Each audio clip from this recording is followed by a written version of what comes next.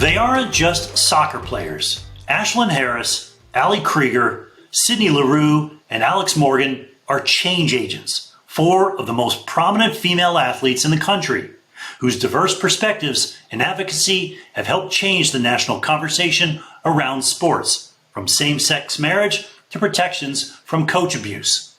Recently, they joined me to explore one of the 8 rights in the Children's Bill of Rights in sports, the right of kids to have fun. Okay, well, welcome everyone. Alex, great to see you. You were at the Project Play Summit last year.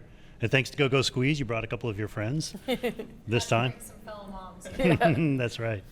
So I want to talk to you about fun, unpacking this idea of what it means, for different kids of different ages. So let's go back to the start. You're 5, you're 6 years old, you're entering sports for the first time. What did sports mean for you at that age? Let's start with you, Allie.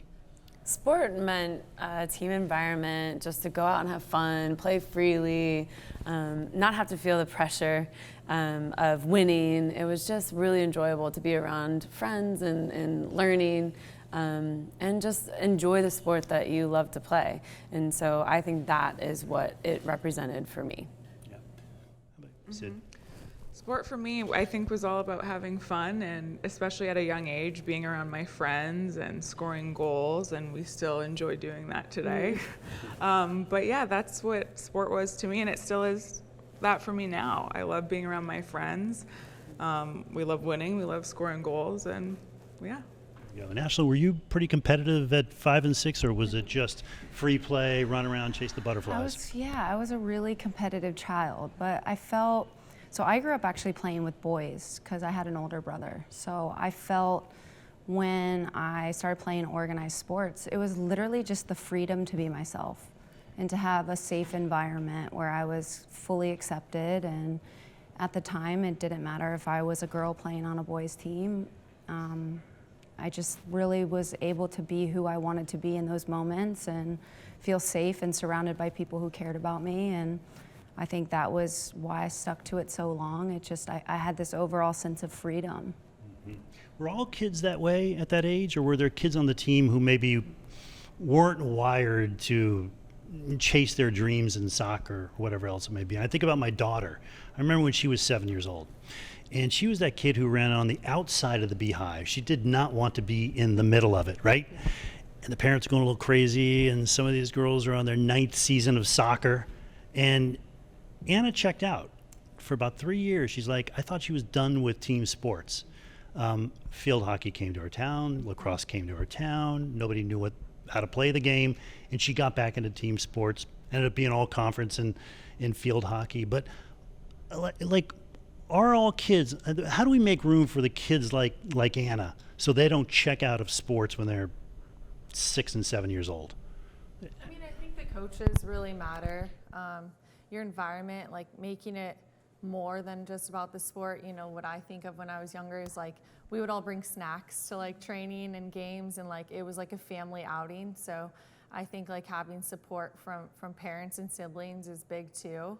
And then also giving your child your son or your daughter the freedom to choose whether they want to play soccer or basketball or an individual sport, maybe swimming, and not forcing them into one thing because that's the history of our family. My family was a big baseball, softball family, but I didn't want to play softball. I wanted to play soccer more. And so my dad was like, well, okay, I guess I'll have to learn the rules of soccer.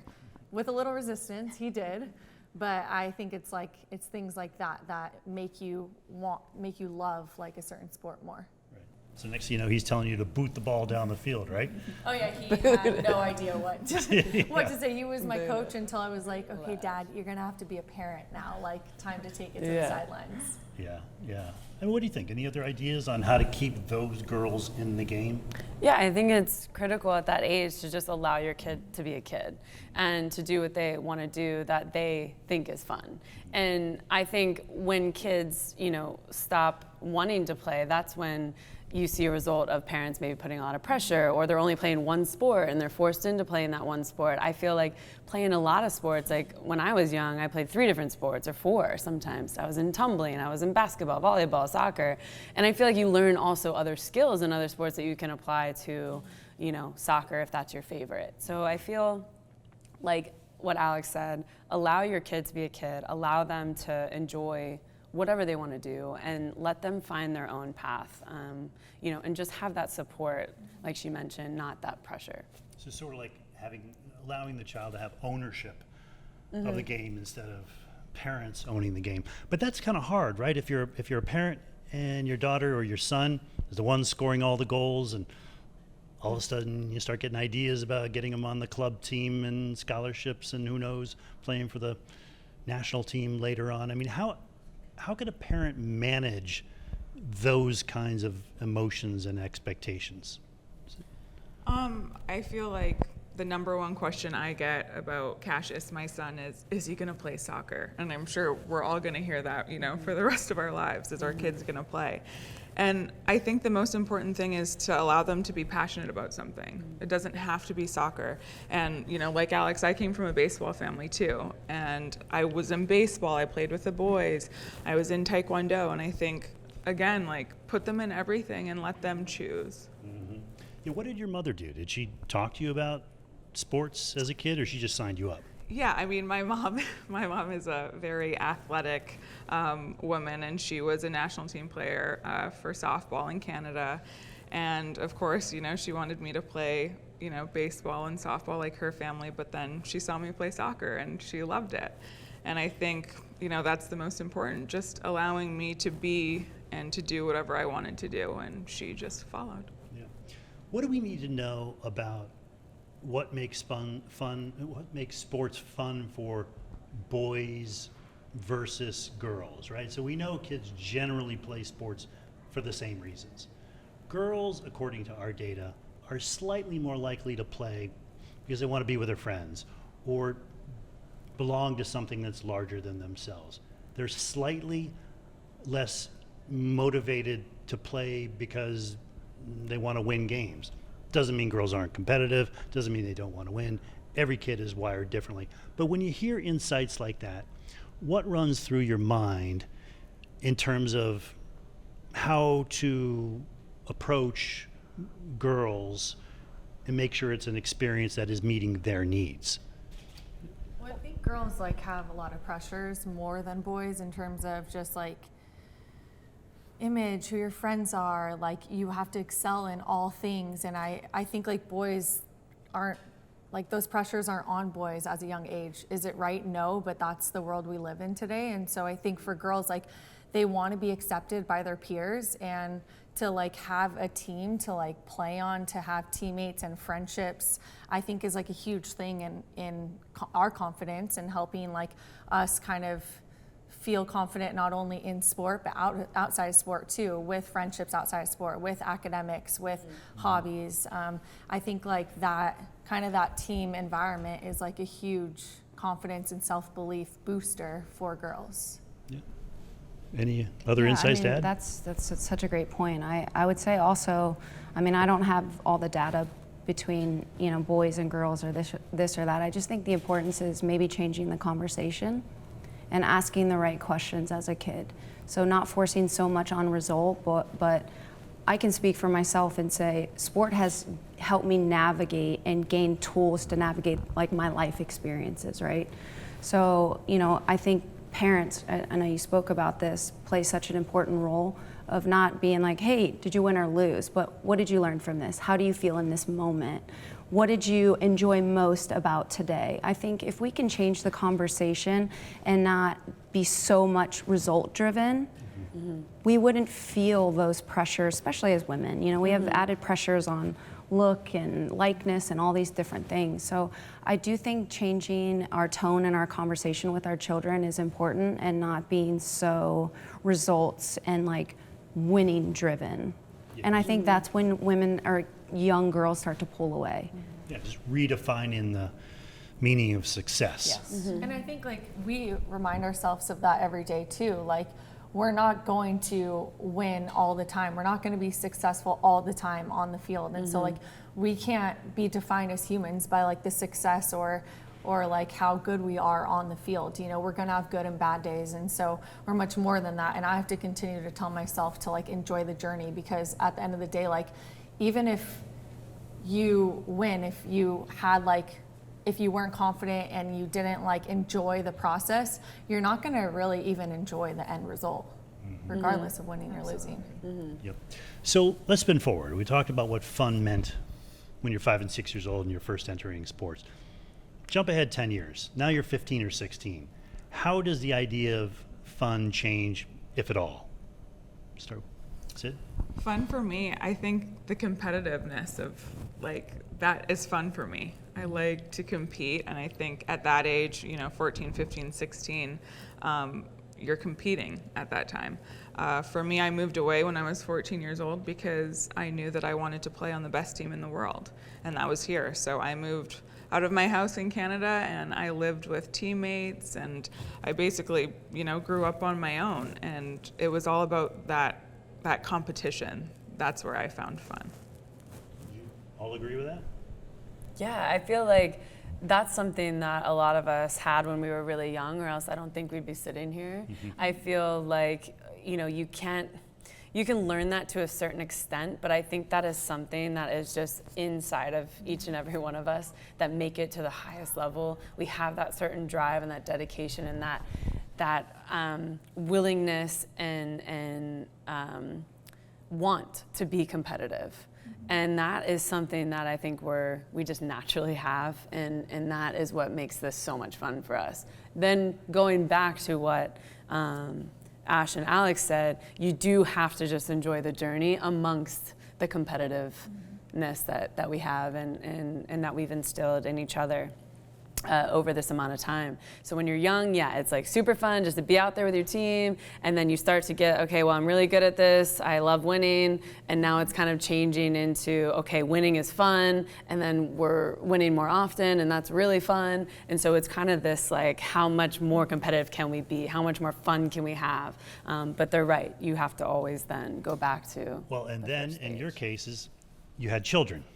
And the great thing about having kids is that natural sense of play and joy, right? I mean, so having kids, how has that reminded you, if at all, of just what true play and joy look like in physical movement? I think true joy is being with my daughter. I never realized like that I could be this happy in life. And so if I'm not happy with soccer, you can really tell the difference, because you actually know how happy you are, raising a daughter and son for Sid.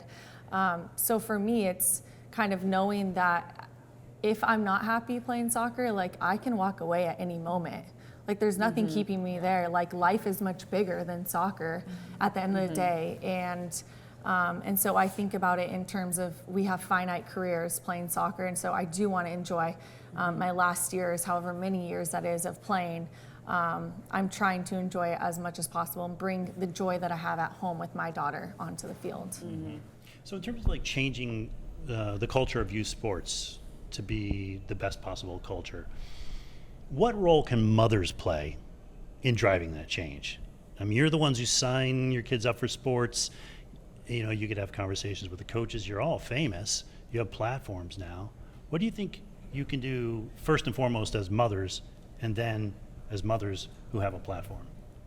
Take over the team. Oh God, Move over, it's gonna be a coach. real We're treat. coming in. No, just kidding. I think like supporting moms is the first thing, companies supporting moms, their employers where those moms work, their employers supporting them in order to be able to not only be a mom, but also, still continue to build a business, play soccer, be the soccer coach on your daughter or son's team, you know, be able to do more. You need to be supported, both like financially, but also you have to feel like you can do it all. If you're not supporting, you don't feel like you can do it all, then you're limited in that. And so I think like we're starting to get to a place in sport where we feel very supported as a mom, and as moms, I feel like 2 years, 5 years ago, that wasn't really the case. I mean, one of the things we've seen is that only 1 out of every 4 youth coaches in sports is a woman. And that number hasn't really changed very much, despite Title IX and everything else. So getting more mothers into the game of coaching, we know how important coaches are. Is it that, Alex, just somehow being supportive so not everything is, and you know how busy mothers are already, so to add the coaching of a team, what's the key to lifting that number?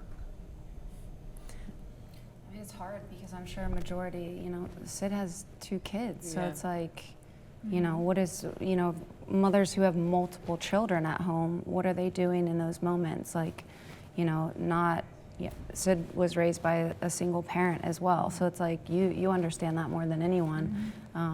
It's a little bit difficult, right? So especially when you're a stay-at-home mom or raising a child by yourself. What is in terms of making soccer as accessible to all kids from all backgrounds, zip codes or otherwise, what's the key there? I mean, how do we make it more racially and ethnically diverse? I think the prices of youth soccer are outrageous, and I think that a lot of these families who can't afford to, you know, provide that for their child to play on just a club team, or some of the best players go unseen because of the amount of money that parents have to pay into these club teams, and a lot of families can't afford that. They can barely put food on their table, let alone, you know, allow their kid to go play on, you know, a specific club team in the area. So I feel like that's something that I feel needs to be reevaluated and readjusted in the model that we have at youth soccer, to not, you know, surpass some of the best players who might not be able to afford, you know, their parents paying thousands of dollars a month just to go play soccer twice a week. I'll add to that. I think what I'm so proud, especially the women sitting here, is representation. I think that's huge, and clearly you can see by the 4 of us, you know, we, gay, straight, black, white, I feel like representation is very, very important for our youth. For a child to say, oh, Sydney looks like me, I can do that, I can be Sid. Or, you know, someone looks at Allie and I, and hey, my family looks just like them. And, you know, and Alex, same way. I think representation is huge, and diversity is huge, and that's what I love so much about our team and the women sitting here today is you can identify with so many different people, and I'm hopeful that a young child can see that and say, I want to be that when I grow up. Sid, anything to add? I think accessibility, you know, like it needs to be accessible for everyone.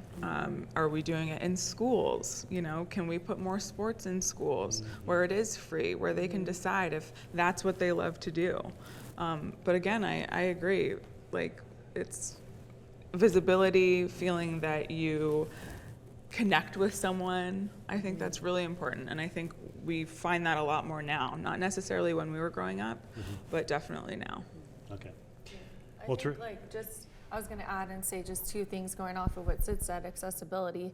It's access to fields as well, like in all areas. So all kids can enjoy sport equally, but also for like for Orlando Pride and other professional teams, like are they providing tickets to families who might otherwise not be able to afford that, to give them that, like, to give them an opportunity to watch us play, and then a young girl or young boy be like, I want to do that when I grow up, because that's what I remember watching a team back in LA, watching Mia Hamm play and being like just in awe, like, oh my God, I can't believe that there's like a women's soccer team in the city that I live in. And so to have like access for all kids to be able to see that and have role models in front of them, that's important too. Well, thank you for your advocacy and a really insightful conversation and your time. And we'll see you again sometime soon.